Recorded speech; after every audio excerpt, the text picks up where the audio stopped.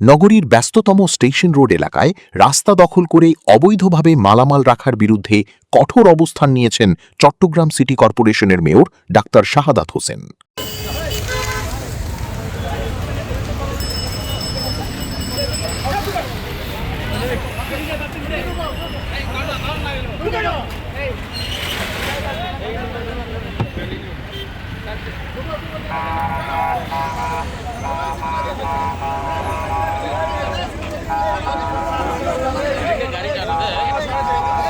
জনসাধারণের চলাচলে বিঘ্ন সৃষ্টি ও যানজটের কারণে সৃষ্ট ভোগান্তি নিরসনে তিনি সংশ্লিষ্ট দোকান মালিকদের প্রতি কড়া হুঁশিয়ারি উচ্চারণ করেন।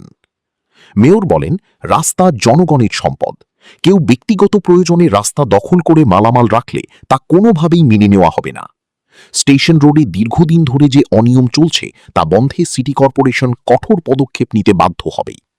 তিনি আরও বলেন, ব্যবসা পরিচালনা করতে হলে অবশ্যই নির্ধারিত সীমার মধ্যে থাকতে হবে।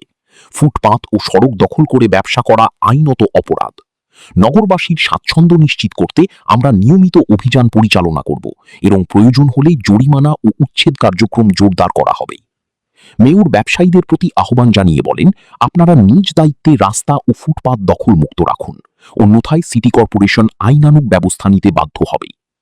সিটি কর্পোরেশন সূত্রে জানা গেছে, স্টেশন রোড সহ নগরীর গুরুত্বপূর্ণ সড়কগুলোতেই শিগগিরই বিশেষ অভিযান পরিচালনা করা হবে। এই অভিযানের মাধ্যমে অবৈধ দখল উচ্ছেদ করে পথচারী ও যান চলাচল স্বাভাবিক রাখার উদ্যোগ নেওয়া হয়েছে।